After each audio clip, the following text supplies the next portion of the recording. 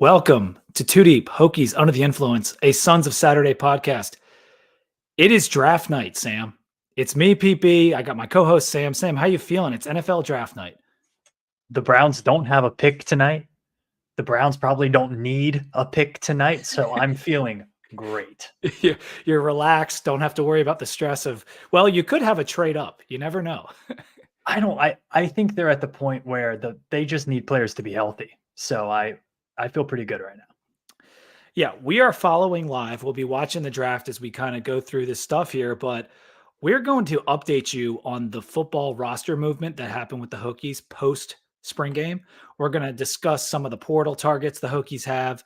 And then Sam and I are going to get into which Virginia Tech players on the current roster will be taken in next year's NFL draft, potentially be taken. We're going to kind of give our opinions on who could go as our top pick, how many guys will go, all that kind of stuff. So we're going to get to that later in the show. And as the picks are happening, particularly when we get to the Commanders pick, which is the one where everyone's kind of waiting to see which guy they go with, and a lot of our listeners are Commanders fans, seems like a good opportunity for us to kind of discuss what's happening in the draft. But first, Sam, we need a cheers from you. Yeah, so I don't know if we haven't talked about softball too much on the show, but I believe they've won 11 straight games and are outscoring opponents by, I want to get this number right because it's pretty ridiculous. I think the last time we talked about it, it was like 60-7 because they had mercy ruled a bunch of teams in a row. But then they added like 6 more wins to that total. They did. So they are, since the Marshall game last night, they've won 11 straight. They won that game by 2. So they are outscoring opponents 110-24. That's crazy. Yeah. Softball is absolutely rolling. On a roll. So let's cheers to that. Is that the cheers? That's the cheers. All right. To the softball. I like it. Yeah, they're number 15, and it's honestly, they could warrant another 5 spots higher based on what they've done with those 11 wins in a row. 17-0 at home, which is pretty freaking awesome. They swept Georgia Tech. They beat UVA a couple times, and they just beat Marshall. And so, yeah, softball's looking really good to host something or other. Cheers, Sam. Women's basketball. There's just a couple notes before we get to our football stuff here. We don't have anything on women's basketball tonight, but I did want to let you guys know that Billy has done several interviews with our women's basketball players, and the YouTube numbers on them alone are awesome. Everyone seems to be super interested in the girls coming back. Baker was just on with Billy. We had Wenzel on the week before, and then before that, it was one of our recruits, Maya, right? Yes, and we have a Matilda Eck coming up here soon, I believe. Yeah, is that tonight, tomorrow, sometime this week? I believe we're going to be interviewing Matilda Eck on the Sons of Saturday YouTube channel and on the Sons of Saturday podcast feed. So stay tuned for that, all of our women's basketball fans. The men's team had another pickup in the portal, Sam. This is number 4 out of the portal. Heizier Miller from Temple picks Virginia Tech. So a guy up near me and my Eagles, since it is draft night, is coming down to Virginia Tech. He's actually a South Philly kid and had chosen to stay at Temple last year after people were coming at him in the portal. And it must have been a very difficult decision for him to come to Tech and leave Temple because he has all the ties to Philly. But for us, it's a major win because he averaged almost 16 points a game last year, decent rebounding numbers for a 6'1" point guard, 4 assists per game, and he's got a 2-to-1 assist to turnover ratio. What did you think about the addition for us? I mean, it's a really good one. He's a guy that a lot of schools are looking at in the portal. He played on a pretty bad Temple team. So I think you need to take his numbers with a bit of a grain of salt. He was a really high usage player. He only shot like 36% last year, which is pretty low even for an outside shooting guard. But he does so many things well. He had a lot of clutch buckets. I think he's a great, we'll call him what he is, kind of a replacement for the Sean Padula role. If he can keep those turnovers down, and if he can be a 16, 17 point per game scorer, I think Tech's going to feel really good about that portal addition. Yeah, I would agree with that. The shooting numbers are the concern. You know, that 36% over his career from the field is low. That is Mhm. low. But you were right on with the usage. He was taking 15 shots a game last year. It wasn't a good offensive team. He probably felt like he had to do too much at times. And in Mike Young's system with Ivory Curry in there, Ivy, I keep messing that up. It's Ivy Curry, JIC, the other combo guard that we're bringing in. He can score. Mhm. Burnham can score. And Mhm. so I feel like some of the weight will be taken off of him and he can focus more of the other aspects of his game because he also had 1.8 steals per game with Temple last year. I thought Mike Young's comments were very interesting when he said, "Hey, even though we had decent offensive numbers last year, he hated how the offenses ran last year." And I think he didn't like it 1 through 5. I don't think it was 1 or 2 players. I don't think it was 1 or 2 position groups. I think he just really didn't like how that team played offense. I would not be surprised to see Virginia Tech look a little bit different next year with how they play because he was not happy about it. And the players he's bringing in, they fit Mike Young's system. And if you're not on YouTube, I'm doing that in quotations, but they're different style players. I think they're going to play a little bit differently next year. I agree. I think the system will be good for him. And we all kind of like want to give some percentage points to his shooting percentage just by being under Mike Young. But I honestly do think it's better coaching than he's gotten. And I'm not trying to disrespect the Temple staff or Mhm. anything like that, but they had a new coach last year, and it's probably been an up and down ride for Miller. But the kid himself seems to have a good head on his shoulders. He likes to serve his community. He's written a book about He's a his published author. a published author. He has a book about his life, his struggles, gun violence in Philadelphia. And one of his focuses is just giving back to kids and essentially keeping them off the streets. And so that's just really cool to get a guy like that into your program, one that's willing to serve the community. And so I'm pumped to have Miller as part of this team. Plus now, Sam, we can play 5-on-5 with scholarship players. So Hey, that's a major W. I would expect them to land somebody else here pretty soon. I don't know who that will be. Miami had a couple guys enter the portal. Uh, UNCW had their best player enter the portal today. saw you So sent there's that out today. Yeah. Yeah, so there are still some big names uh, entering the portal. Norchad Ormir was one of them for Miami, as well as Poplar. It's two of their better players. So there are still some names entering the portal, not just the names that are already in there. So plenty of fish in the sea, as they say. That's right. In fact, it's crazy how many guys are still jumping in the portal in both basketball and football. Like I feel like every day we're getting a starter from a P5 team in football that's entering the portal. Like Michigan State lost one of their defensive tackles. There was a big one today. I can't remember it off the top of my head, but it's wild. And so things are still happening. We are waiting to hear about the guys we might be bringing in the portal post spring. That's something we're going to touch on in a second. We've got the draft on here. They're going over what the Bears got in the Chicago trade Bears last year. on the clock. Yeah, they are on the clock and they're showing the graphic of what they got in the Bryce Young trade. And Panthers fans, I know we got a lot of Panther fans listening. That's got to make you just a little sick. Not that Bryce is necessarily a bust yet, but on paper it's not looking so good. Make Nope. sure if you're watching on YouTube to hit the like button, hop in the chat. Make sure you let us know anything. Hey, if you have an opinion on whether you want Drake May or why am I Jane blanking? Daniels. Jaden Daniels, let us know. You got to let us know because we're going to have a little conversation about these quarterbacks in a second. We're going to handle baseball at the end of the show. We kind of went over all the other sports, but Sam's going to give us his expert baseball update at the end of the show. He's been putting out some articles on the team on sonsofsaturday.com that you guys can check out. They're excellent if you're trying to keep up with Hokie ball. What do you think about? We were having a discussion, Sam, about Caleb Williams. Now that we've got him spinning the football, looks like he's probably going to be the number one pick. That's been assumed for a while. But we heard this week that clip about he's weird and that he's Prince. What was it? He's Prince in football pads. I can't remember the exact quote. I never thought about that, but he is a lot like Prince. Well, Prince was is a no doubt rock and roll Hall of Famer, one of the best live guitarists of all time. Best Super Bowl halftime performance of all time, I would say. So if he's like Prince, I think he's going to do pretty well. Yeah.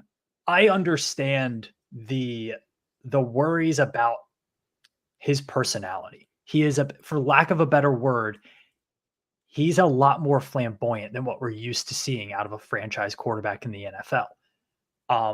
That being said, he doesn't necessarily have bad character issues. He doesn't have any off the field issues. We've never heard anything bad about him as a teammate or as a student or anything like that. But little bit unorthodox sometimes. And I understand that. However, I also understand in about 2.5 years of playing at the highest level of college football, he threw for over 10,000 yards, had 94 touchdowns, only 11 interceptions. He also ran for 1,000 yards for 27 rushing touchdowns. Yeah, Yeah. he's the best quarterback prospect since Andrew Luck, I would say. And maybe like in terms of tools plus production, That's high praise, man. Because Andrew I mean, Luck, he was he is. for people who weren't aware, like Andrew Luck was seen as a generational talent coming out of Stanford, and he obviously ended his career early voluntarily, or maybe not so voluntarily because he was, worried about concussions and whatever else. But we haven't seen too many guys like him come along. And Caleb has been talked about as a prospect like that because of what he can do. We saw him win the Heisman last year, the arm strength, the crazy highlights they're showing right now. I keep turning my head because I got my TV on right here. 2 years. Like we've known for 2 years he's going to be the number one pick. I don't remember a guy since Andrew Luck that's been like that. Yeah, that's true. That's true. But and I think we were going back and forth with this, me, you, Billy Ray, some other people, just what is it about Caleb? What's the knock? Like, what is it just that he's weird? He paints his nails. He was crying in the stands, all that kind of stuff. To me, and there was also that weird press conference where he was kind of standing there. There's just, as college football fans, we've seen a lot, right? Like of questionable things, what most would think as questionable. If you're just a regular college football fan, you don't see guys like Caleb Williams and the way he acts and the way he performs, that combination very often. I kind of said, is he going to be like the Dennis Rodman of the NFL? Like Dennis Rodman, another guy that painted his nails and dyed his hair and all kinds of other kind of stuff. But people, insinuate a lot of things about Caleb Williams, but you can't deny the talent. And if it was me at number one, you have to take Caleb because the upside, even if he's got character issues or he's a jerk or he's weird, like the upside is just too great to ignore. Yeah, there is no amount of non-criminal activity that I think could make me not draft him number one. I just don't see it. And I will say also, he's one of the first athletes in college sports. And I put this in the chat. So basically, he was a year before Caitlin Clark as the first NIL athlete, national athlete on the Dr. Pepper commercials and stuff like that. And I think we're going to have to get used to that. There are going to be more guys that are in the spotlight for longer in their college career. And he was kind of the first one. Is he a bit emotional? I think so. I think that's pretty clear. He wears his emotions on his sleeve. I also, though, think he's a guy who really, really wanted to win and was pretty upset that he wasn't winning at USC because it wasn't because of his performance. It was because the whole defensive half of the ball was atrocious. I mean, he lost 3 games in college when they scored over 45 points. Yeah, that's the thing. That's ridiculous. They were not losing games because of him, so to speak. Yeah. I mean, it's a team game and we know that, but I think we all know what we're getting at here. His talent is undeniable.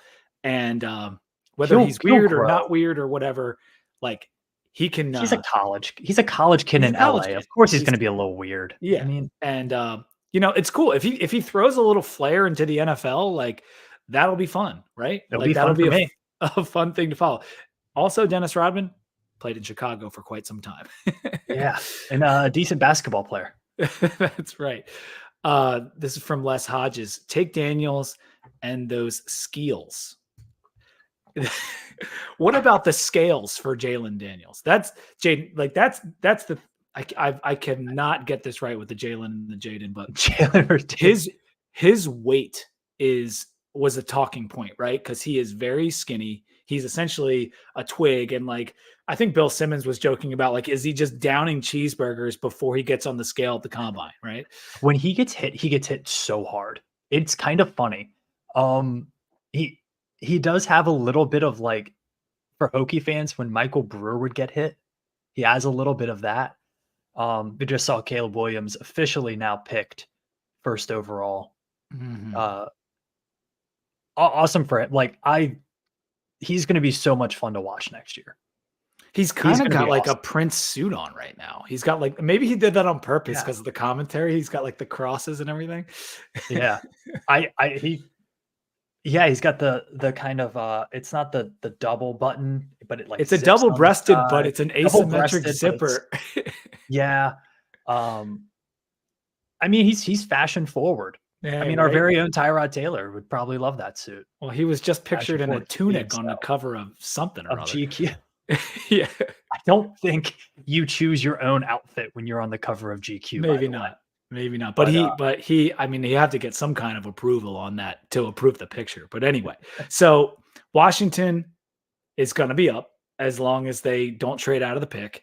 And they I can't think trade out. this week it was as going in this direction. And we're not going to do draft coverage the whole time. I just kind of wanted to talk about this because we have Commanders fans watching, and because the top 3 picks and these quarterbacks are big talking points. But Daniels is the way it was being talked about this week. Like sources were saying it's going to be Daniels for Washington, and I think some Washington fans didn't really care for that. They would have rather take Drake May.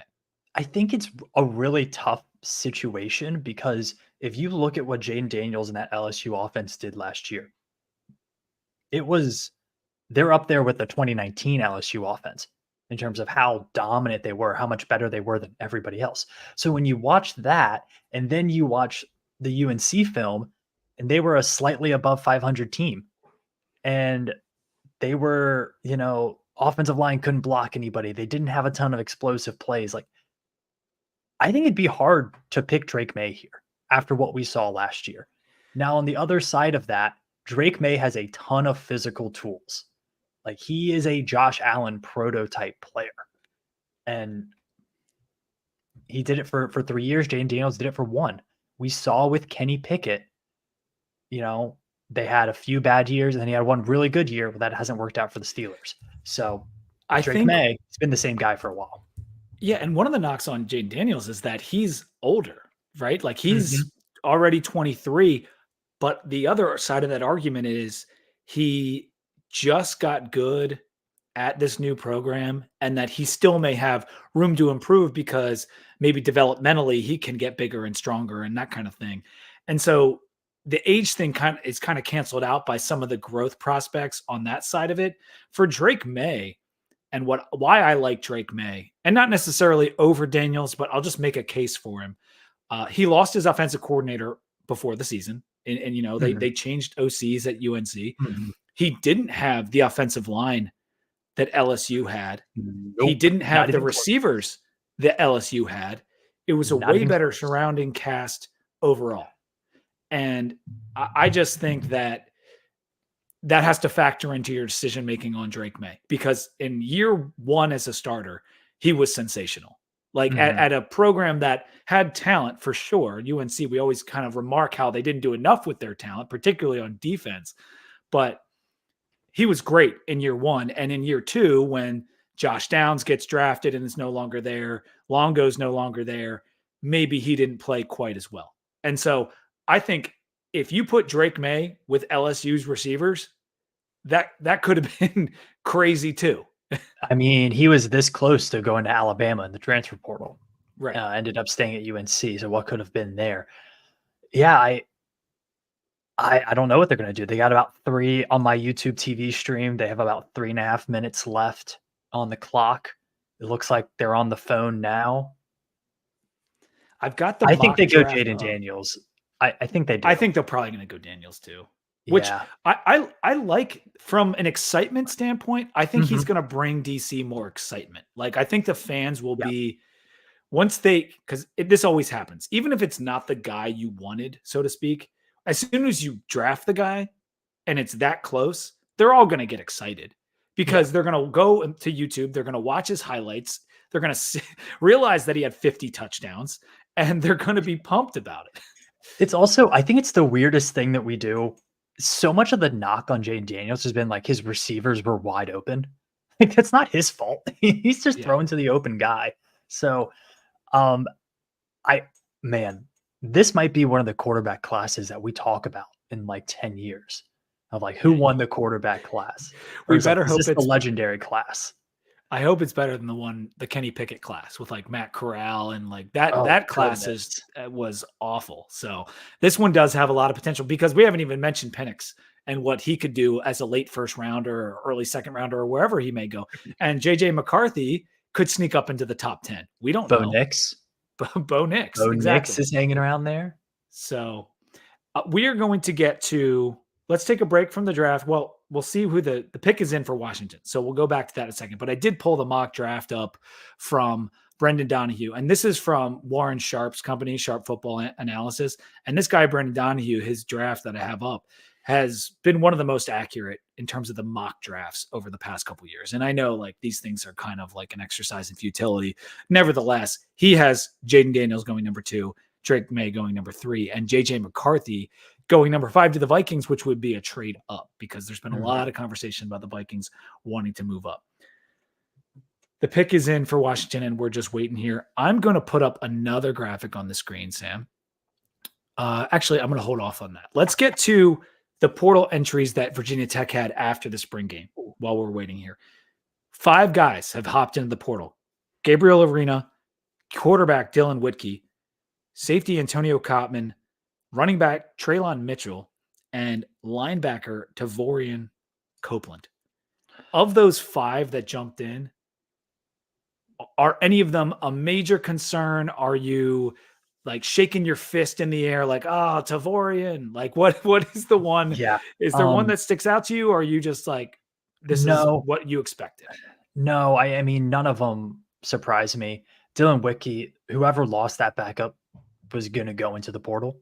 Yeah. And I think Dylan Whitkey's talented. He's physically capable. Obviously, he landed at Minnesota very quickly, so that shows you that. Anton Cotman is a guy who, again, physically looks the part, but Tech had issues in the safety room, and he really wasn't able to get into the 2 deep. So that probably tells you something. Same with there was Copeland. opportunity there, right? Same with Copeland. Yeah, I mean, they were missing a starting linebacker or potential starting linebacker the whole time, and he didn't make it there. But I know we got the draft going on. Jaden Daniels, the new quarterback of the Washington Commanders. Yeah, I was talking to my Commander buddies earlier, and we were having this Drake May Daniels discussion. Whatever, will they trade back? And somehow it got brought up like a Randall Cunningham comp to Jaden Daniels, which as an Eagles fan, I love Randall Cunningham. And at first you're like, oh, that's blasphemy. Cunningham was like a legend. And he was, but he was also a skinny, like very much running quarterback with like a cannon for an arm. Now I know no one has the arm that Cunningham has, but I do kind of see it in like the body type and the running ability and some of the things like that. So that was interesting at the very least. And I do think he's going to bring that excitement. The excitement that Philly had, I know via my dad and reading old articles and things like that, like Cunningham was Michael Vick before Michael Vick. Like the excitement around him and what he could do to the game was second to none at the time. And so nowadays we have running quarterbacks all over the NFL. And running quarterbacks, I say that in quotes, but guys who can really Jalen Hurts types, Kyler Murray, Lamar Jackson, and Jaden kind of fits into that new age RPO mold. And yeah, I think it's a good pick for the Commanders. I think, the bust rate on first round quarterbacks is like 50% or depending on where you take them in the first round. But if you want to have a franchise quarterback, most likely that guy comes from the top 15 picks in the draft. They just showed a highlight here of one of his games at Arizona State in a game in which he threw a touchdown to Brandon Ayuk. Right. Playing against Justin Herbert. Oh my gosh! Wow. So he's been in college football for a while, and I believe I heard on the Cover 3 podcast today, and I don't know how old Daniels is, but I know this is true for Michael Penix. Players who were drafted at 24 years or older, quarterbacks, only one has gotten a the second contract option with that team, and that's Joe Burrow. So, but I thought Daniels was 23, or maybe when he starts the Might be year, he'll be 20. Maybe 24. when maybe it's when he Yeah. starts the year, Yeah. because no one else has been able to do it as an older quarterback. So, um, He but looks super young though. Like you he's look at gonna his be face, like well, he he's looks still like really young. 24. Like he's Yeah, not like an I old guess, man. but I Um, don't know. I There are think he's gonna be really 24-year-olds fun. that look 30, and he does not. I think he's gonna be really fun. I think that offensive line isn't going to be good, so they need somebody who has elite mobility, and I think Drake May has good mobility, not elite mobility, so I Major think it's gonna Tuddy work is out for going him. wild. Major Tuddy. The pick is in for the Patriots real quick. Okay. Oh wow. So they did not trade back or anything like that. They are going for it. So we They talked got it. about those 5 guys going into the portal, and I would agree with you. There's no heavy losses here, and that's what I was afraid of for the Hokies is that we would endure a shocking loss. Like, Mhm. oh, all of a sudden one of our starting defensive ends or tackles is in the portal. Like that's what we were trying to avoid, and we avoided it. Now let's go to our this is the graphic I was going to add, the roster breakdown. And you'll see I've updated the roster here with everything that happened post spring. And I added the true freshman. Per my count, which could be off because I don't know if Coach Pry has, added an extra guy to scholarship yet or not, or they're waiting to see what comes in the portal. But I have us at 82 scholarships. Mhm. And that gives us 3 opportunities to add either now or over the summer. And there's a few names that have come up repeatedly. And I like Colby Crawford he's been tracking it with his, Excel sheets and stuff. So we'll come back to this in one second, but here's Colby's sheet of just like the offers that are out there and some of the names you're familiar with. Like Ramon Brown is on here, a Mhm. running back out of Maryland. Everyone knows how close we were to getting him the first time around. In fact, we did get him, and then We we did didn't get him. get him. This um, jumped off the hook on that one. the quarterback, though, on this list, I find intriguing. Colin Schlee of UCLA. Last podcast, we discussed the idea of bringing in a veteran quarterback to back up Drones and maybe provide some stability in case Pop isn't ready quite yet. And Schlee would be that guy. And I'm not sure how familiar you are with him. He played at UCLA, Sam. I know you know who he is. He has 1 year left of eligibility, and he's either just visited or he's going to be visiting. His Yeah. skill set suits the offense. Mhm. Mhm. Yeah, it does, and, he was in a weird situation at UCLA, like, they couldn't figure out the quarterback position last year. They had Dante Moore, the 5-star, that didn't work out as well. They had issues on offense all year long. I don't know if I don't know if I see that being the best option for Virginia Tech because we'll talk about this a little bit later, but I don't really see a world. If Chiron Drones is the player who we all think he is, I don't see a world where he doesn't go in the draft next year. So you're going to have a quarterback vacancy. And I don't know if you want to just start completely fresh. I think if you're going to bring somebody in, you want at least 2 years of eligibility left. Drake May goes to the Patriots. Poor guy. But back to your thoughts. And I can't Yeah, believe I'm saying that, but I mean, tough yeah, because spot. Belichick's no longer there, so it's not just Belichick plug and play with like his new franchise quarterback. Um, but I do like Drake May's potential. I think he could Mhm. be good, but one of these guys is probably gonna flame out. Like that's how these numbers tend to work. So I don't know which of the 3 it's gonna be, but one of them probably is one at least. But back to the drones thought you just put out there. I want to talk about where they could potentially go in the draft, but you feel like are you convinced that like this is Drones last year at Tech? Yeah, I am. And there's a few reasons for that. One, because if he has the year that we expect him, if he continues his trajectory from last year, he's a draftable quarterback. And next year's quarterback class is not very deep because they're all in this draft. So I think he would come in, be a draftable quarterback. Um, you don't want to risk another year of injury. You're not going to make more in NIL than you are going to be a drafted quarterback if you're drafted in the top 3, 4 rounds. So I think if all works to plan, he's gone. And we're all very happy about it. Well, yes, and that's what we would So want. I don't see a world where he comes back to Virginia Tech after next year. I don't see that scenario. And The that's only fine. way I see that is like, and I'm knock on wood, but an early season injury. Like an Allie Um, Jennings type situation, right? yeah, that's the only way I see it happening. I would say yes, that's what I hope. That's what I kind of expect. But with regard to Colin Schlee, like, wouldn't you still want to bring him in as a backup if you could? If Like, you could, yeah, I just don't know if Schlee is going to come in, and then I also think, what do you do the year after that?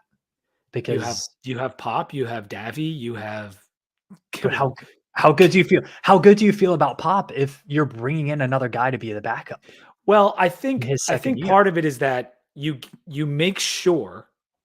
First of all, we only have like one backup quarterback that's played at any time at Virginia Tech right now. So That's it's more true. of like It's true. it's a security blanket if nothing else. If the worst Mhm. happens, I think that's why you bring him in. I think for Schlee, it's like I'm one play away from getting snaps on a very good roster, That's true. and so I don't know, but I would love it if he would take the scholarship and come and play for the Hokies because I think he's the perfect fit for what we do offensively. He can run. Like he's not the best passer in the world by any means, but with the wide receivers we have, with the running backs we have, and the way he can run the football similar to Chiron, I think that would be a good addition. As far as The the other, yeah, go ahead. Yeah, I'm just looking on 247 real quick. The top quarterback who is not committed yet is Timmy McClain from Central Florida. Colin Schlee, 4th. Guess who's 5th? Dylan Whitkey. I don't know. Demetrius Davis, Demetrius Davis. Alabama Oh my State. gosh. Oh my gosh. Yeah. Well, Um, let's not go back down that road, right? Like I would love, like I said, let's. I think we need to bring in a quarterback at this point. If it's not Schlee, we probably got to go get another body because I don't think Pop and Davy are enough for next mhm. year. Like I Yeah, just don't. I I said agree. last week They need that to bring somebody in. Yeah. yes, I think Pop can get us wins, and I can be talked into and be fine with the idea that Pop has to take over if Drones, God forbid, had to leave a game. But I would like a security blanket of a guy who's played a couple years of college football as well. As far as Ramon Brown goes, if we have a scholarship available and it's the beginning of summer, yeah, bring him in. He's got 3 years of eligibility left. We're going to lose 2 running backs next year. He's a talented kid. He was played under Brooks before. So all the signs are there that if he can get his grades in order, he's probably going to be a Hokie. Mhm. That's kind of what I've been assuming this whole time. You never want to assume in the transfer portal era, though. You never want. I mean, this could be. I saw something today where I think it was John Rothstein, the college basketball reporter, where he tweeted out the 3 toughest things to do right now are climb Mount Everest, run a marathon, and track the transfer portal. He's not lying, man. It is wild. I just mean from the standpoint of he's been in the facility a bunch of times. He's Mhm, visited a bunch of times. I think he's at like the local community college trying to get his grades right. So like I think he wants to be at Tech. mhm. There was also some rumors that we might be in on another running back at some point, but I'm trying to see if he's on this list. Oh, the Louisville kid, Penny Boone, like we offered him. Well, Mhm. that makes sense. He's a very good player. He's the one that came to Louisville and now is bouncing out of Louisville in just a couple months, like some of those other kids. But Penny Boone was a guy they were counting on. Like Brom, like that was a key piece of his offense, and now Louisville doesn't have him. Louisville's weird stuff's going on at Louisville, man. I There know. are questions about whether they are able to come through with some of their NIL promises. Again, they've had 2 really big transfer portal classes in a row. So, some questions going on at Louisville organizationally, I would say. Number 4 overall pick is Marvin Harrison Jr. There was some talk about Malik Neighbors maybe sneaking up in there, but Marvin Harrison, long talked about as the best wide receiver in this draft by a mile, goes as the top wide receiver after 3 straight quarterbacks. Chargers are on the clock. So, Sam, you see this Mhm. list, you see our roster, which I can put back up. What position on the Hokies must one of the 3 roster spots we have available go to? What position do we need to get? Like, we need to fill, have a body, whatever, at that position. I think you got to find somebody on the offensive line. I don't think like they have a lot of young players on the offensive line, but I They don't do. think they're very confident in how playable some of those guys are. And that could be because they're young, right? I mean, we're looking at this list. You have 6 freshmen on that list, 3 of them true freshmen. Mhm. But if they can get somebody to bring into that room, I think you have to, at least to compete, at least to give you depth, because half of that list just isn't playable depth right now. So Yeah, like even if it's a Clayton Frady type, someone to just put a out there, a body. veteran for practice. Yeah, a body. Yeah. I mean, And then they go ahead. yeah. Oh, and then I think the next one is at this point, best available. I know they're after a couple defensive tackles, the one from Georgia Tech, Io Tiafasi, something like that. Yeah, Ao Tiafasi. Yep. Ao Tiafasi, they're after him, maybe a couple FCS guys. I think you're just kind of in best available mode at this point in the transfer portal. I think you're probably right. I would like to add a Yeah. safety. I think that Caleb Yeah, that's Spencer, kid true. from Miami, I'd like to add him. Mhm. Christopher Adams, the tackle from ODU, I Yeah, would very much like to add him. You're talking about offensive line. Ao yeah. Tafasi is a defensive tackle, so I don't know, but we have some defensive tackles, but you can't help but have enough Well big dudes. You just well, I mean, can't. they're gonna lose too, regardless next year. They're gonna lose Fuga and they're gonna lose Peoples. Yeah, They're out of yeah, you're eligibility. right. You're right. So and then they're gonna lose Panay as well. He'll be out of eligibility. So Let me make sure. that's 3 of your top Yeah, 5, 6 Tafazi's got guys. 3 years left. So yeah, Yeah. that would be a Yeah, nice addition I to think him. that's what Tech needs to target, not the one and done guys. And I know you get who you can, but for a developmental program that's not going to land the 5 or 4-star recruits, you gotta be able to find these guys who you can develop for at least a year. I think that's gonna be the key for Virginia Tech going forward in the transfer portal. I I don't also think wouldn't. the one-year thing is not sustainable. We see that. We see it in basketball, and we see it with other teams. It's not sustainable. Now, here's my qualification for that though, Sam. If we're in this second portal window here, and if you've got 3 scholarships left, you want to fill them just for the sake of depth. Now, you could give them to a deserving guy who uh, has been kicking butt in spring, right? So one of these scholarships might go to someone like that. But if you are adding a guy just out of desperation is not the right word, but just to fill the 85 because you should have 85, you don't want to go in with 84. Mhm. Uh, make sure it's a 1 year guy. If it's not someone you're super in love with, if it is someone you really like for the future, yeah, 2-3 years would be optimal. But we're only talking about 1 or 2 spots to play with. I mean, there's 3 technically, but I think ultimately they're going to disappear quickly. And so whether it's Ramon Brown or a tackle or a safety, yeah, I think I could get down with your best available idea, but I could go for another linebacker. I think you could too. Again, there's some guys on that list who I don't know if you would consider them playable depth right now. Mm-hmm. Mm-hmm. Some for some reason, some for other reasons. And so if you can find a guy like Alderman from Louisville, bring him in because maybe he's not a superstar. Maybe he doesn't start for you, but at worst, he's a depth piece. At worst, he's somebody who's played high level football. You know, Yeah. And he who went knows? to a good high school, that's for sure. All right, Yeah. so let's take a quick break to talk about our sponsor and talk about some beer. Two Deep Hokies Under the Influence is brought to you by Roback. Roback is the performance activewear designed for those who crave activity. It's the polo company that brought you the Commonwealth. Sam was showing it to you last week on the pod. The white one with the tiny maroon Virginias. They also have the Berg, which is the two-tone quarter zip. Both are gorgeous. Right now, they're offering our listeners 20% off their first order using code 2DBT. We talk about it all the time, but I know some of you out there probably haven't taken advantage yet. They got the hoodies, they got the tees, the awesome quarter zip, shorts, joggers, and of course, their polos. And it's not just that Virginia Tech polo. They've got so many cool designs. They've got different city designs. They've got different, like, there's hot dog ones, there's golf cart ones, there's all kinds of different ones. And it's golf season. And so you need to re-up your wardrobe. Head to Rhoback, load up your cart, and use code 2DBT for 20% off your order. Rhoback Crave Activity. Right now, Sam, I need to know what you're drinking. I am back in the beer review game, and I'm back with a strong one from our good friends in Charlottesville, Virginia at 3 Notched. This is the Berry Goatzarilla. Oh, I noticed it was colorful. Look at that can. Is that a 20-ounce can? That is a big boy can, which is cool about this one too. So it is, I'll go over some of the stats for the nerds.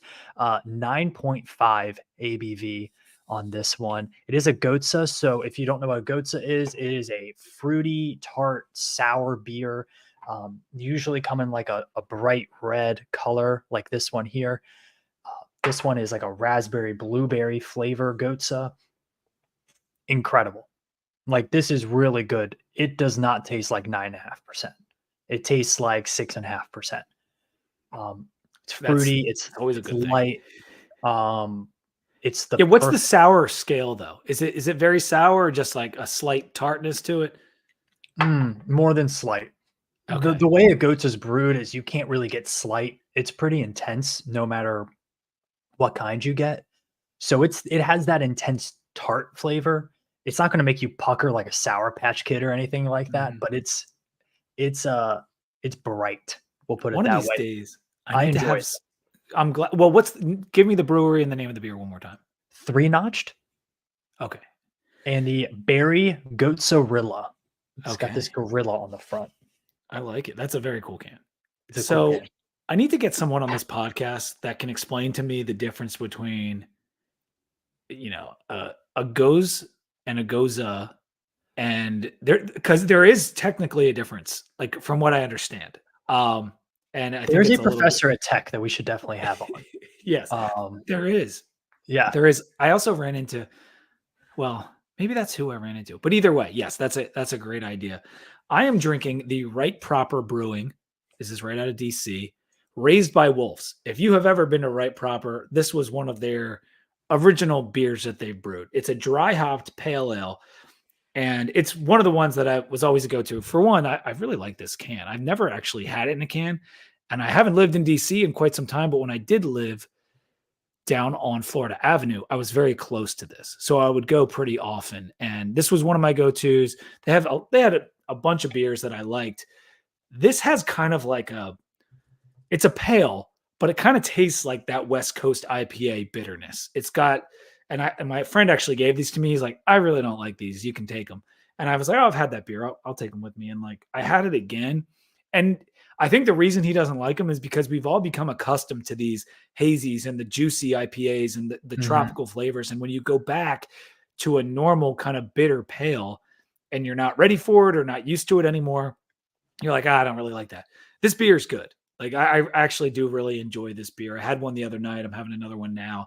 And it's a great, like, pizza beer, a burger beer, not quite like a Pilsner, obviously, but it's got that bite back that's good after some food. Yeah, I think it is tough when you go from the craft beer scene that we have in America now, where almost everything has a fruit element to it.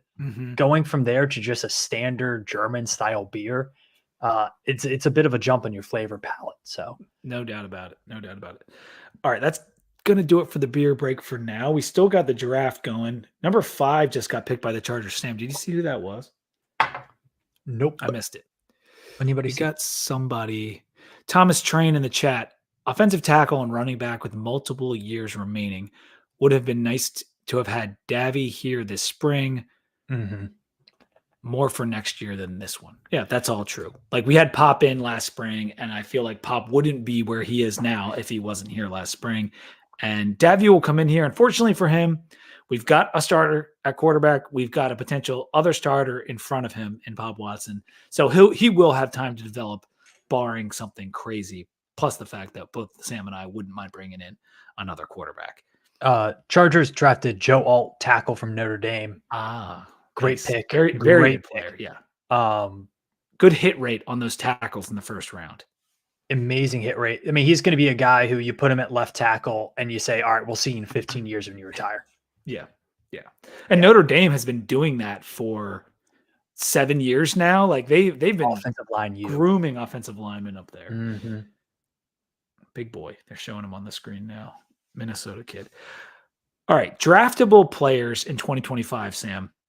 Of all of our guys that will be eligible next year, and it is many, which is a dichotomy from this year, which it's really Faldarius Payne, Pollard, Kendricks, Peoples, and Tisdale, and maybe some at Colback, some of the specialists, right? Like long snapper. Tisdale's in the portal, I believe. Is he?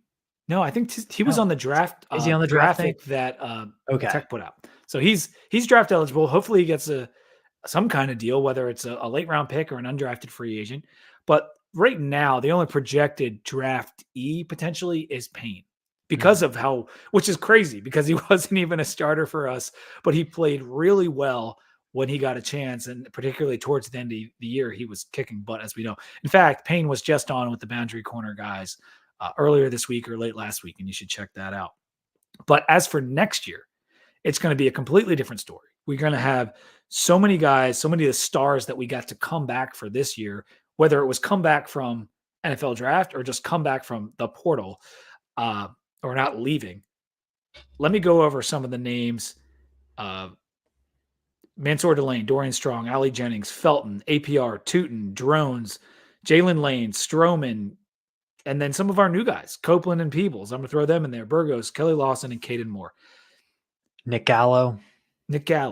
There's and there's more and more that I don't think Nick Gallo will be drafted, but I don't know. Maybe probably not. Blocking tight end. There's maybe.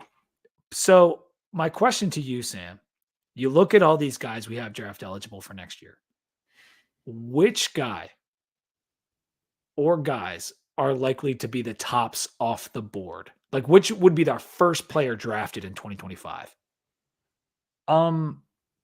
So I'm not going to talk. I'm not going to consider Chiron Drones here because I think that is so dependent on how he plays. We can have a conversation about that after this. I think Ali Jennings, the way that he has produced when he is healthy and his body style and his catch radius and all those things, man, he's really good. And I think he's a guy who you could see if I look at the guys who are maybe not first round, but I look at some of the wide receivers being talked about in the second and third round. And this is a really deep wide receiver draft class. But I'm like, man, we saw him in that ODU game and we saw his film from ODU. He's just as good as some of those guys that are second and third round. So I think he's a guy who could really pop off this year. Felton physically, I think, has that capability as well. I don't know if he has the top end speed. But then I look defensively. I think Dorian Strong could be a first rounder. He's continued to get bigger. His numbers are off the charts. He's going to keep playing well.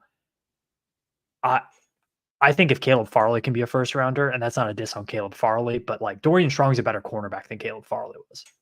And definitely Caleb more Farley experienced. Definitely more experienced. Longer success tenure, over his years. I think he can be a late first round cornerback. So he's my guy for first round potential. Okay. So if you're handicapping it, and we know you like to do that, best odds to be the first Hokie taken.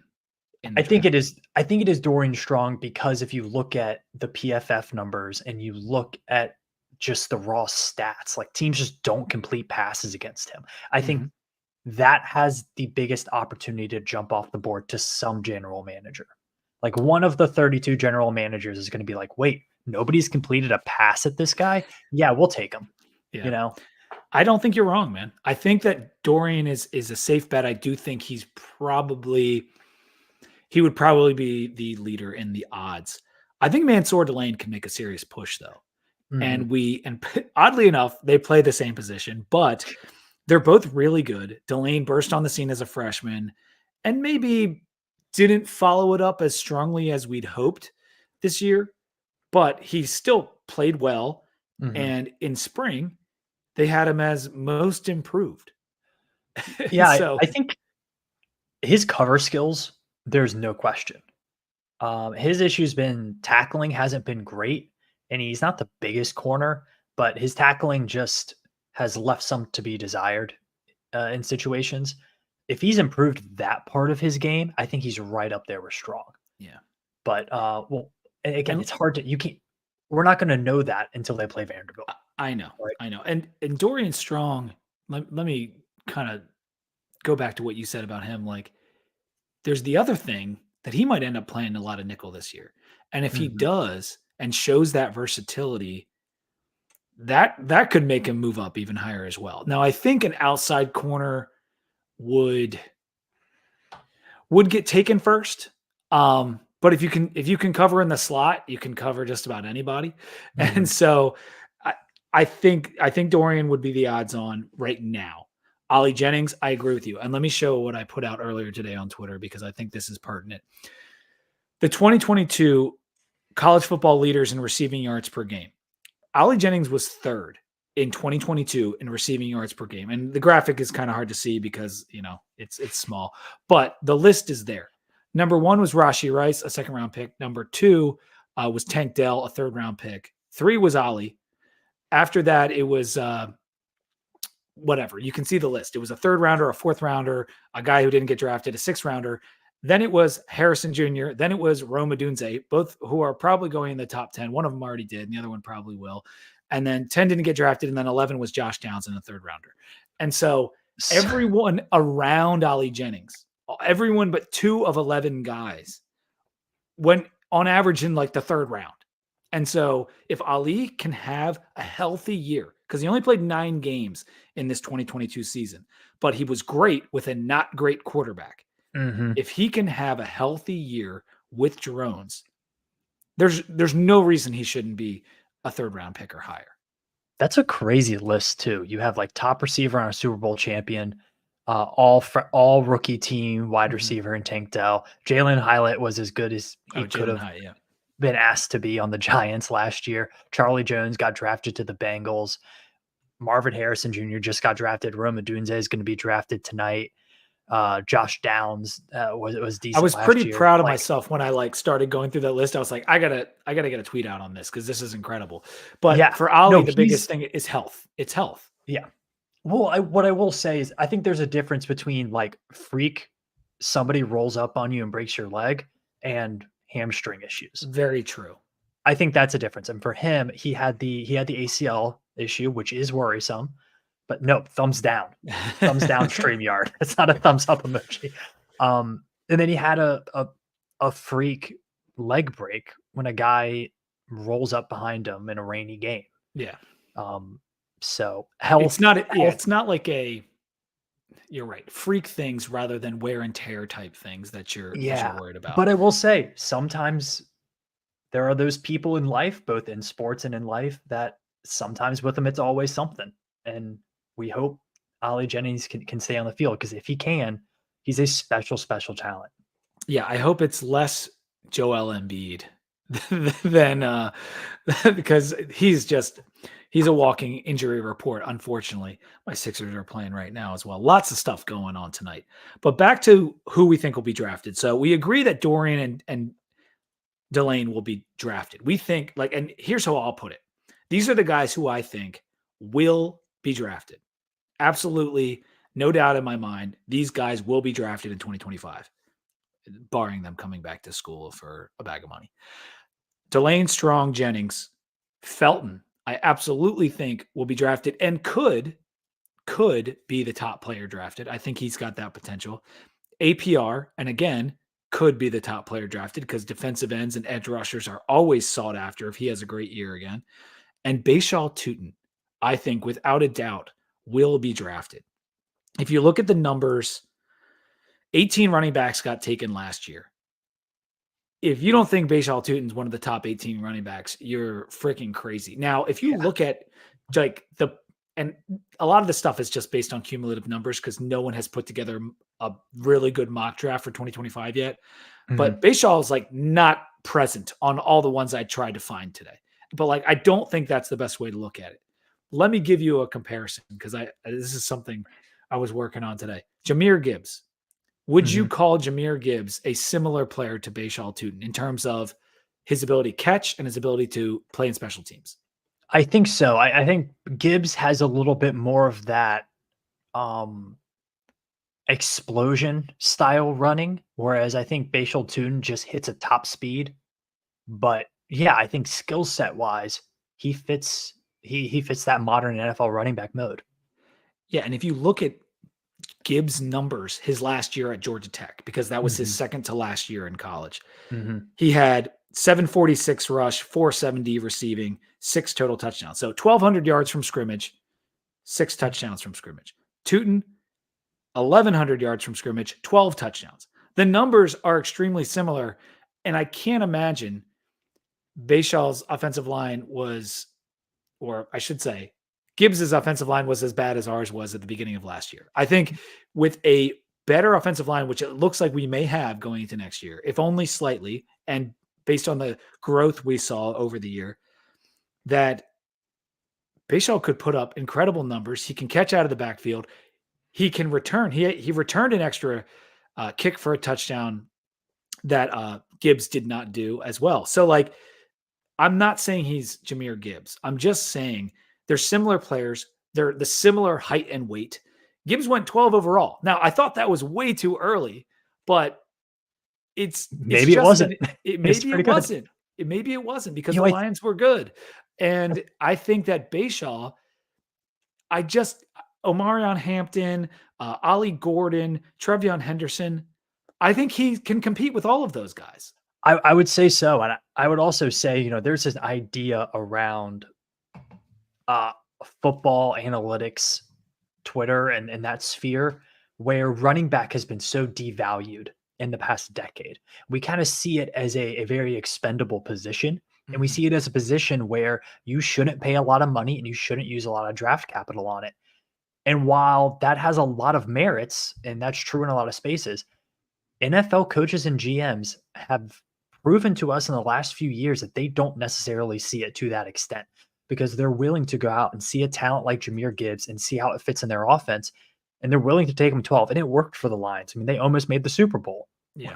because of a player like Jahmyr Gibbs. I mean, look at It's what the Browns are doing with Nick Chubb. I mean, it's they're going just to keep wild. paying him and keep bringing them back, I even after actually, yeah, and injuries. that's a good point, Sam. And I don't mean to cut you off. I'm just No, watching you're TV, I'm good. listening, and I'm talking. But I It's do kind of think the running back is having a slight resurgence. Do you kind of like feel that in terms of like value? Like, I think the best ones have always been valued and will mhm. always get Oh yeah. their chunk of change. But I also think like it's kind of starting to skew the other way just a little bit. And we saw it with 2 first round running backs last year, Bijan and then Gibbs going early in the draft. Again, I think at the time I thought it was a mistake. I thought it was silly. I thought you might have been able to get Gibbs later, all the rest of it. Nevertheless, he went 12th overall.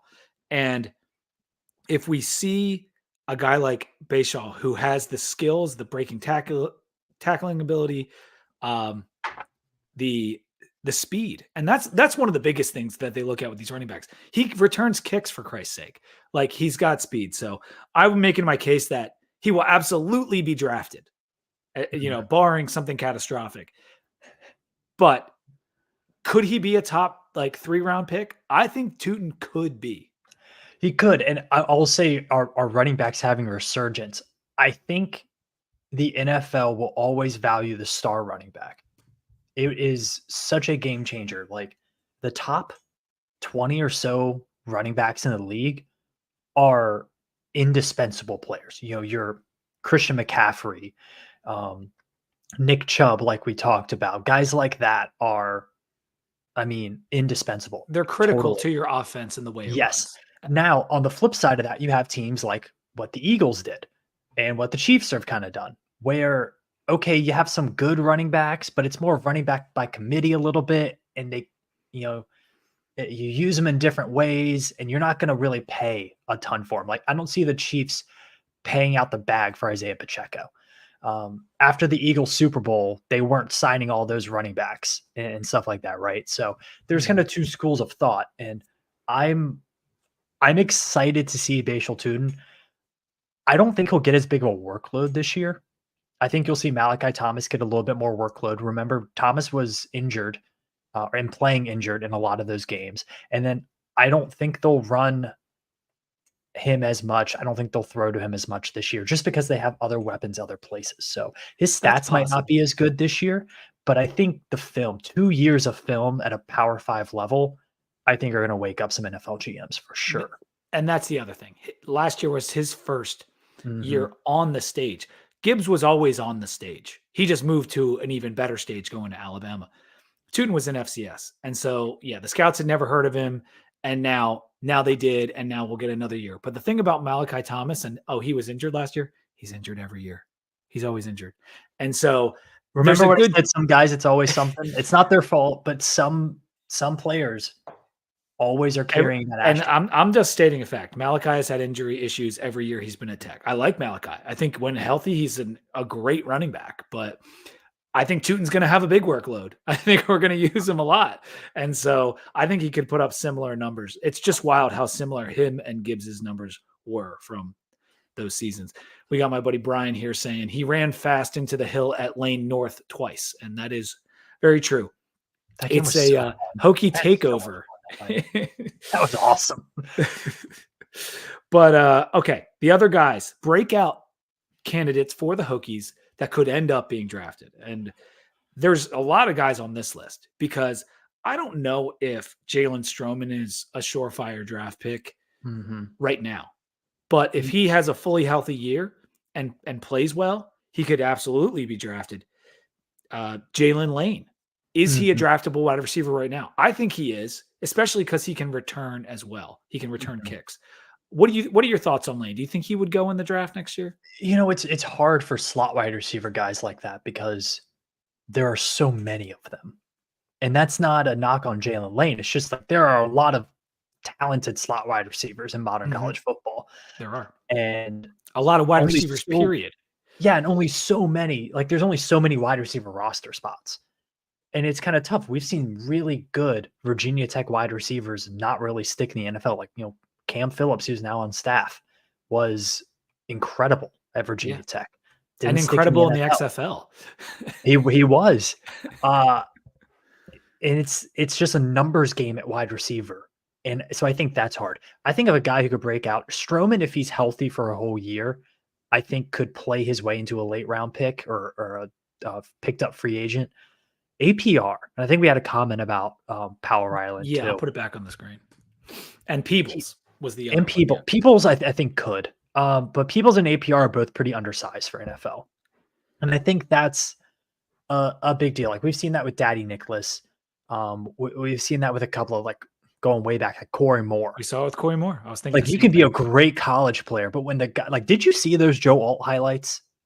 like, like I don't care how fast you are. That guy's fast too, and he's 50 pounds more than you. Oh shit. Penix just went number 8. Whoa, whoa. Did McCarthy go yet? Did I miss that? Nope. Oh wow. Tennessee picked up the offensive tackle from Alabama, and I Billy Ray was Billy Ray. That's his guy. Penix was his guy. Penix was his guy.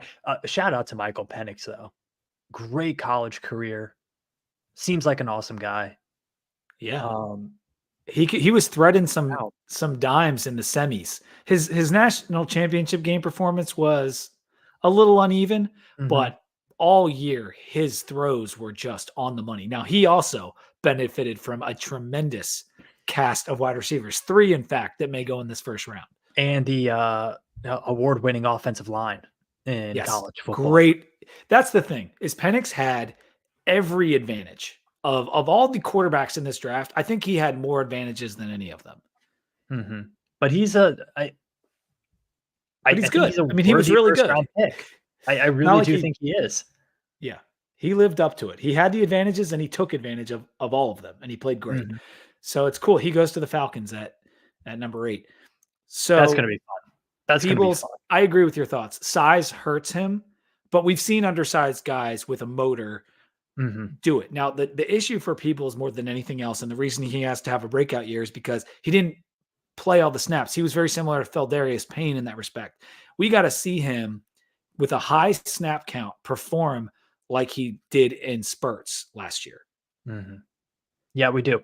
And I think APR, the the number of sacks you have isn't necessarily equal to your production overall, you know? And I think we're gonna have to see another season of APR highlights and kinda Mhm. see him be consistent stopping the run. You're gonna have to see him be consistently pressuring the quarterback even if he doesn't get home for a sack. In the NFL, you're gonna have to be able to see him play different positions. You know, if you look how they're using defensive ends now in the NFL, some guys are using them as, like, outside linebackers almost. Some of them, they wanna bring them back into, like, the D tackle position at some points. Like, you have to be flexible as a defensive end in the NFL now. They don't even call it defensive end anymore. They just call it edge. Yeah, a lot of So, times they do because it'll s be a stand-up linebacker or whatever else. yeah, If you I can mean, you get to the quarterback, like that's what it's about. And so, mhm. But I think, there's talent there, there's athleticism there. do you think Kamari Copeland has more draft potential than Peebles? I have no idea. I have no idea. We haven't seen him play. Like, I think with Peebles, we kinda know what we're gonna get. Kamari Copeland, eh, is a wild card It in is. all the It best is. ways. In all the best ways. Like, He he's looked the solid in one the spring game, breaking up he's that pass. Or he's was the the one he that it was him. It was Yeah, yeah, yeah. Copeland broke it up. Burgos, got the interception, and Or was then, it the other way around? It doesn't matter. Burgos got the interception. Um, I I think he's the one that physically could handle looks like he could handle the Oh, NFL. Like, yeah. he matches the prototype for those guys. And I think, again, on the Cover 3 podcast today, they did their draft rundown, and they all mentioned it that defensive tackle is one of the position groups where your numbers in college and where you play doesn't really matter. It is about, are you big? Are you fast? All right, cool. We're going to give you a shot because it's such a rare athlete. Like, there aren't a lot of those guys. Yeah. And so if he shows that he can, you know, play a lot of snaps, he can run down guys, he can push guys around. Like, that's all NFL scouts are going to need. Like, they don't need him to get 7 sacks as a defensive tackle or anything. Before we discuss Chiron Drones, I want to throw this one at you, and it's Kelly Lawson. And the reason I'm bringing it up is because he made the freaks list last year before the season, Bruce Feldman's famous article that he does every year.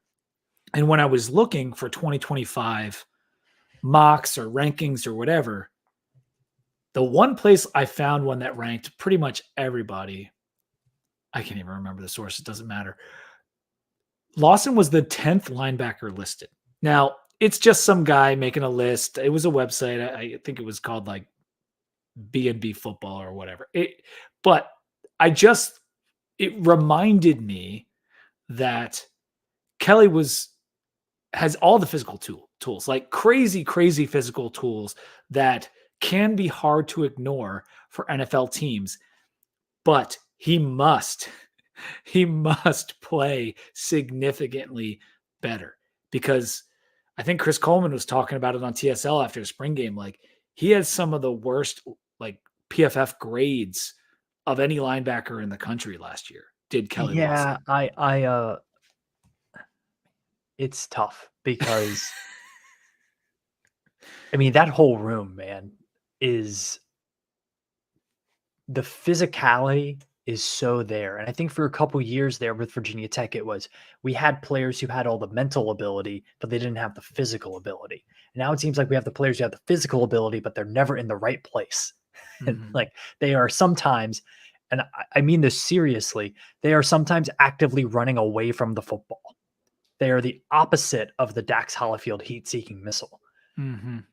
And it's like, I want to say, I don't really know what to say about Kelly Lawson I know. because I know. if he's in position, he can make all the plays. And he is a freak. Like he's not the thickness that Tremaine Edmonds is, but a guy that size can be so imposing. He's just never in the right place to make the play. And so if he's in position this year, like I think he could be a breakout player, but he wasn't able to participate this spring because he had I a wrist know. And surgery. that's a bummer. That's a killer. They seem to be trying out a lot of different guys at linebacker. I think linebacker across the board is an open competition, except for Sam Brumfield at Mike. I think for better or worse, they have to stick with I don't him. think they have any idea who they're playing. Like, I mean, I guess Keonta's going to be the I mean, star, but Keonta is, and I think he's a guy who is similar to Jalen Stroman, where he could play his way into a late round draft pick. He grades out very well. We'll see. But this linebacker room has a lot of money. I miss Dax. Brian says, yeah. I mean, Dax. The one thing you could say about Dax was he was going to be in the right spot in his last year. Never a because question. This is funny because me and Brian go back a long way, and like both of us had, we were all not always on board with Dax because he had that problem at times in his career of going backwards, not being in the right spot. But in his final year under Coach Pry and Coach Marv, Dax was excellent. He was a really good player. I believe Justin Fuente called him an unguided missile. Yeah. Who turned into a heat-seeking missile, as you said, later in his career. But so the last one I wanted to mention was Caden Moore. Now, is Caden Moore someone that if he shows out this year, because he was a very good guard, and center, it's hard to find good centers. There's only 9 taken there was only 9 taken in last year's draft. It's probably around, 9 to a dozen any given year. And there's only 15 guards taken. But if we were going through our line and trying to pick the best offensive lineman, I think it would be Caden. And he plays a position that he was new at last year. If he could take a step, there's a chance he could work his way into a draft pick, maybe. And I think versatility is so important on the interior offensive line too. I mean, guys move around all the time between those 2 guard spots and maybe even center for some players. So if he shows that versatility, I think that's a plus. I pointed it out in the spring game when they had that screen to Malachi Thomas. For about 45 yards, he ran step for step with Malachi Thomas. Started to fall back there a little at the end, but he has so many good raw tools. And I think if he has a good year, he's going to be a guy that scouts are going to look at. And I think he could have a really good year because I don't think I mentioned Burgos yet. We didn't talk about Burgos as a draft candidate. Because if he breaks out, he's eligible, and he's 6'5", he's 250. Like, well, I mean, if that spring game is any indication, he's the next JJ Watt. So, but you know what I'm saying? Like he is a breakout candidate on our team without a doubt. And I think his measurables, if he does break out, will throw him into the draft conversation. He is, and he'd have the opportunity to come back. I think so, but he's older than you think. Yeah, he's because I believe this is his true junior year, right? I think so. I got the roster here. Hold on. I think he's a junior this year. And so I do think he is the type of player that Burgos is a true junior. Yeah. So I think he's going to benefit a lot from APR drawing a lot of attention on the other side of the ball. So I think that's going to be key for him is winning like one-on-one matchups. Cause I do think you will see APR double teamed a lot this year. You don't get 9.5 sacks and then not get double teamed. So I think he's going to have a lot of opportunities. Yeah, I think he will too. And with the defensive tackle strength we have, like it's going to work well for all those guys, like getting pressure on the quarterback, putting up numbers, getting TFL, like they could all have really good seasons. So basically I'm saying like we have, I don't know, 13 draftable players. we have, I would say we have at the end of the season, we're going to have between 10 and 15 players that you can put on a graphic. Yeah. Yeah. Whether or not, because right now I don't we think have we're like going to have 8 15 guys on a drafted. graphic. No. We will not, because I think Georgia set the record with 15 like 2 years ago. So yeah, I think I think we could have, like I said, 1, 2, 3, 4, 5, 6. I think we'll have 6. We'll have 6 without a doubt. I would think we'll have 6 Mhm. guys drafted without a doubt. I think Um, that's probably right. but we didn't have the Chiron Drones conversation, so let's have it before we talk about baseball. Let me There's some good quarterbacks. You talked about it being a weak quarterback class compared to this year. I Oh, totally yeah. agree with you. Carson Beck's eligible next year, Mhm. right? Yep. Quinn Ewers. Yep. There's a handful of other ones. Drones has been getting that hype, being talked about as one of the best returning quarterbacks. For him to go in the draft, anywhere in the draft, but if you're going to be a quarterback and he's going to leave, he's got to be a top 3 round pick. For Mhm. him to do that, he has to show an ability to make all the throws, go through his progressions, and because he has the size, he has the running ability. So it's really about, can he make all those throws? Can he hit a deep ball? Because that's one thing we didn't see him. Did it a couple times. He We need to see him do it with more regularity. he and, like, you don't really see him miss a lot of throws, but then you look at his completion percentage and you're like, "Man, that's like low 60s." I kinda Mhm. thought that was more of a 67, 68% type game. I think he throws the ball away a lot more than people think. A lot of those, like, deep ball misses were, "All right, I'm about to take a sack, there's nowhere to run, I'm gonna throw it 50 yards Which you're not going to be and mad see at, what right? Like happens." that's risk You're not gonna aversion. be mad at that, but if you look at the stats, like, that's gonna show up as a missed deep ball, Yes. Being a stat you guy know? like yourself, like you look at his QBR, you look at his rating, like they're not good. Like they're Yeah, not they're they're not at the elite level that other guys are. But we know by watching him, he is a good quarterback. I mean, shoot, the year before, Jaden Daniels was not good at LSU, Mhm. his last year. He just was not. Joe Burrow at LSU, his junior year, was not very good. Bo Nix got ran out of town at Auburn, Right. and he just It set the was completion awful. Yeah. percentage record. That's that stuff happens, and guys make that jump. He can make that jump. I think he will make that jump. Now, I don't think he is going to be a people aren't going to clamor over him for a first round pick. Like, I don't think he's that style of quarterback. I think he is a little bit more in the second, third round quarterback guy. Like, you take him to sit behind somebody for a year or so, like that. I just he doesn't have the I don't think pocket our system is going to passer. necessarily do him any favors, but I I also think that agreed, gets taken agreed. into account. Like Yeah, because so much of where you go in the draft, one, quarterbacks always rise, right? If you were oh, Penix is a decent quarterback. He might go second round. He might go late first. He went number 8. went Like eight, quarterbacks went eight. always rise. And so if Drones can show to have the tools, which I believe he does, his arm strength is good, his size is good, as I said, and he can run. And so if he can show the last piece of the puzzle, which is passing efficiently, he will go. JJ McCarthy 4 to the quarterbacks Vikings. in the top 10. They got their quarterback. The Vikings wanted the quarterback. I think didn't they have 11th pick and move up one? Is that what they Mhm. just did? Yeah, because the Jets are next, and Yeah. that's a team that might need a quarterback next year. Well, yeah. So they moved ahead of the Jets. The other thing I noticed on this draft was that Roma Dunze got taken by the Bears.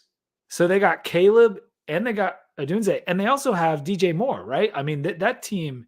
Uh, and star running back Khalil Herbert. Yeah, that's right. That's right. So the Bears could be on the rise in the next couple of years. They two really nice I picks in the top 10 for them. The Bears, how over under 3.5 primetime games for the Chicago Bears? I think it's got to be over. It's a big market too, so They'll get a probably over. they'll get a Thursday and Yeah. they'll get a Thursday and they'll get a Monday, and I think they get at least one Sunday night game versus the Packers.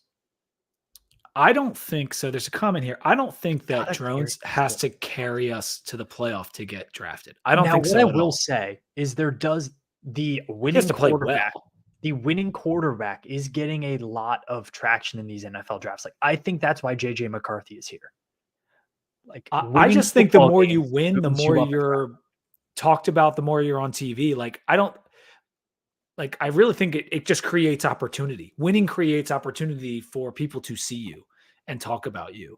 And Mhm. so that's why the winning quarterback thing ends up more than anything else. Now, maybe you're right. Maybe it factors into their decision more. I don't think that it should. Like you can go 8-4 and like look at Josh Allen at Wyoming. Like they weren't any good, and he's a pretty darn good NFL They were quarterback. like a 7-5 team all 3 years. But I do know what you're saying, and I do think it's given credit subconsciously through the exposure you get from winning. But if Chiron Drones gets us to, I think we can, if we win 8 games and he has an amazing year, like he's going to be a draftable quarterback. Now, if he wins 9 or 10, I think it goes up exponentially in terms of how people will be evaluating him. And so I'm just so excited to see how this all plays out, because no, we're not going to get all these guys drafted. But the fact that we're even talking about the potential for some of these guys, we had one player taken a year ago. We might have one player taken in this draft if we're lucky. And so the idea that I think personally that we're going to have 5 or 6 drafted like next year, that's exciting. Like that is really exciting. In finance, we call that a hockey stick curve where you're flat, and then whoop, straight up. So yeah, that also means that 2025 is going to be a really difficult year for Brent Pry. Yes, the returning production will be low in 2025. 15% is generous. And I said 4 quarterbacks are taken. That misspoken by me. 5 quarterbacks in the top 10. Bud Elliott just tweeted out 5 quarterbacks in the top 10 should tell you all you need to know about what the league thinks about next year's quarterback class. Ooh, see, that's good for Drones. And you know what else this year is good for? Maybe we already said this, but Ollie Jennings, like not going in this wide receiver draft. Yeah.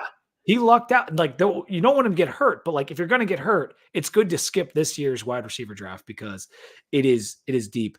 And also, I wanted to note about Delaney Strong. 36 cornerbacks got taken in last year's draft, most of any position. That bodes well for them.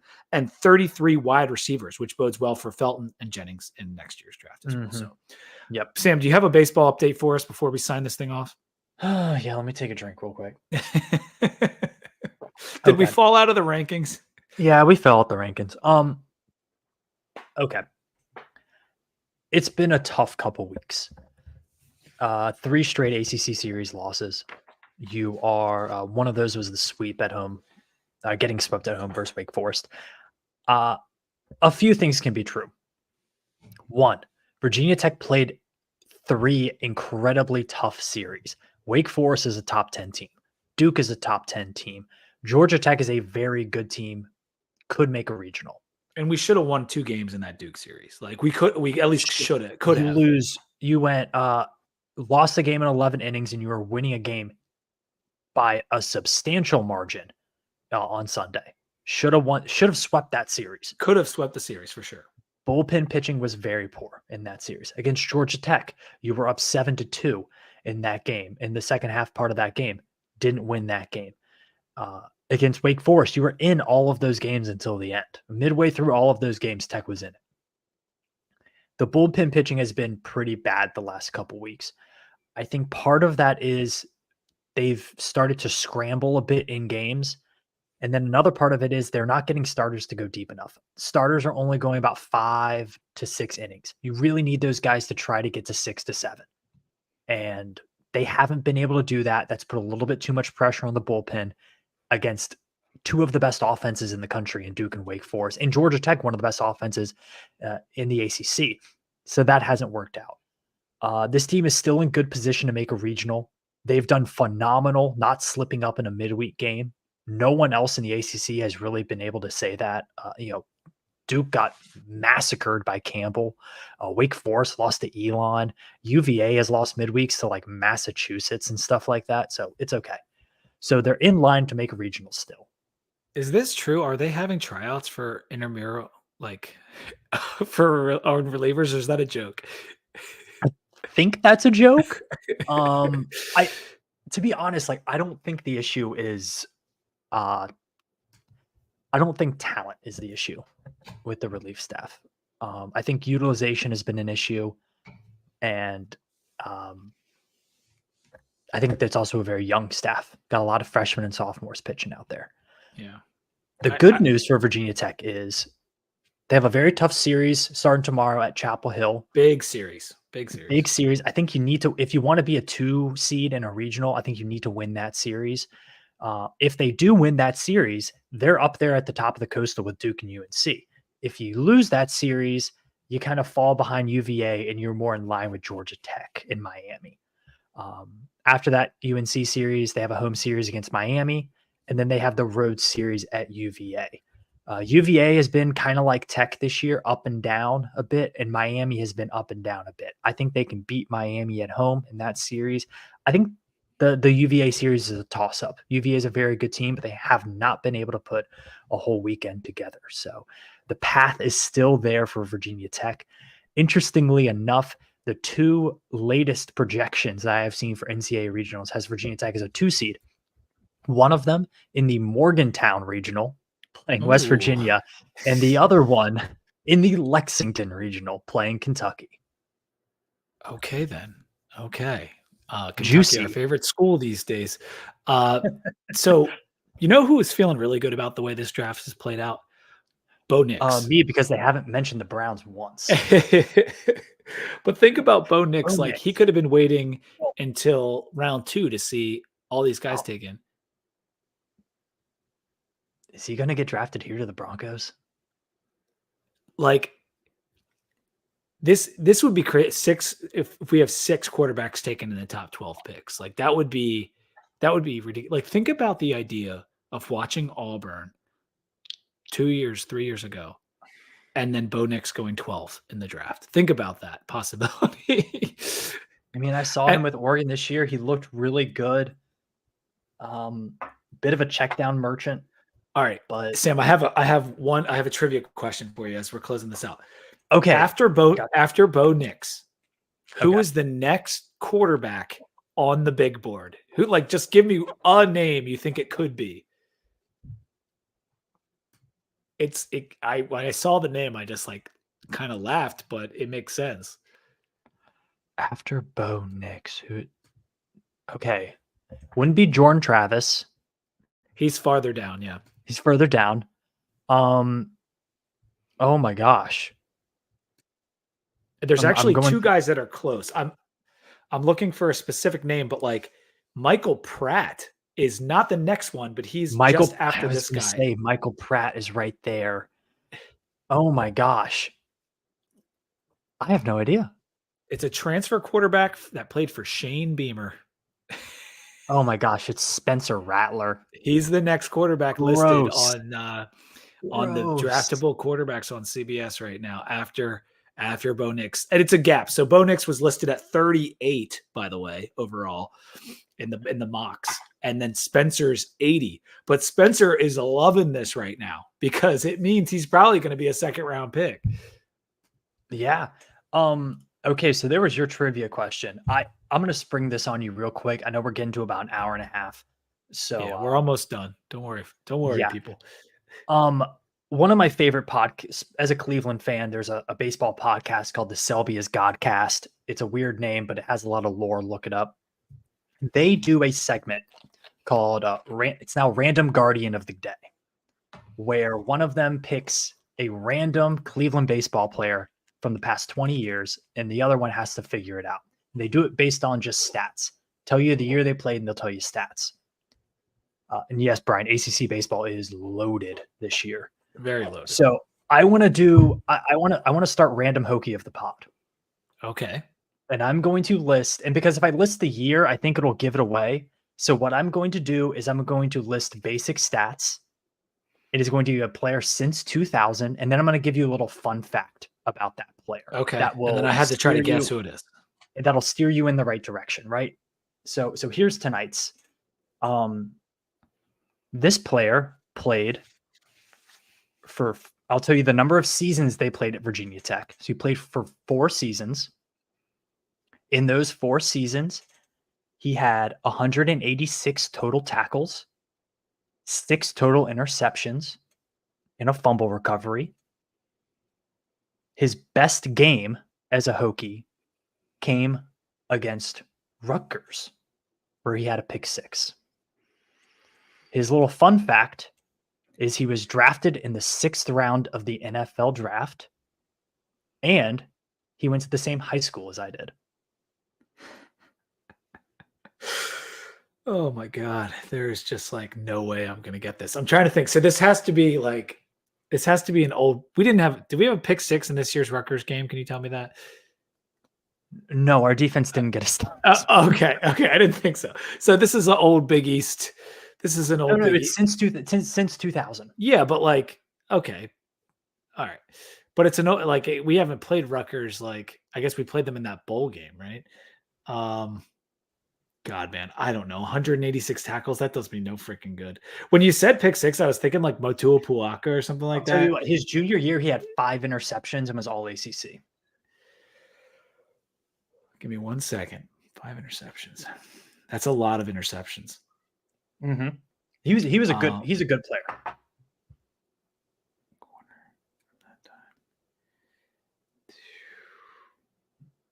I don't know. Kendall Fuller. Oh, no. I'll give you one more hint. Played his balls off. Oh God, it's the kid from the Cincinnati game. The other Fuller brother. No. Oh wait, no. The fuck, what's his name? I know this. This is exactly how it goes on that podcast. It's killing me because I can picture like Bud talking. Like, I think he played his nuts off, right? Played his nuts off. That's what Crow was. I'll give you another hint. His number was part of Virginia Tech trying to start a number tradition with player jerseys. Tech tried to, like, LSU has the number 7. Tech tried to have this number be like passed down year over year. And yeah, was it the number 4? No, I don't. You're just gonna have to tell me. But as soon as you tell me, I'm just gonna be mad. Antone Exum. Yeah, high school graduate. Played at Virginia Tech from 2010 to 2013. He did have some flashes of being excellent. I got about the Vikings. Excuse me, Vikings. I remember watching him when he had to play early in his career because out of necessity, and then that was that Cincinnati game quote in FedEx, right? With the played his nuts off. Yeah, that guy played his nuts off because he got the pass on him at the last second. What was Exum's number? What number was that? I don't remember that. So they tried to make number 1 a thing. They had Macho Harris, Eric Green, then it was Antone, and then had a couple other guys. Reggie Floyd had it for a year. Tried to make number 1 a thing. It didn't. For the DBs specifically? Yeah, and then we tried to have 25 for special teams, but then it's not really for special teams anymore. It's just for whoever they like that week. Yeah.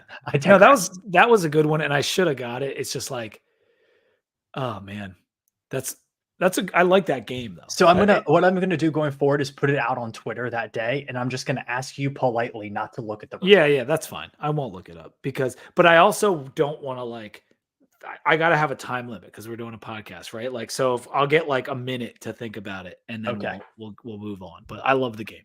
Anyway, that's gonna do it for the pod. Did Bo Nix just get taken? I don't know what just happened at 12. Let me backtrack a little bit. Oh my God, he did. Oh, now I remember seeing his spiky hair on the screen. So 6 quarterbacks in the top 12. We just witnessed history, I have to imagine, right? That has never happened. There's no way. There's no way that's happened before. So that is Brock Bowers taking number 13. Is he going number 13? Yep. The pick's in. Brock Bowers. Yeah, they're giving him the hat to Las Vegas. All right, that's going to do it for the pod. Make sure you hit us on Twitter. It's at 2DVT. On Instagram, also at 2DVT.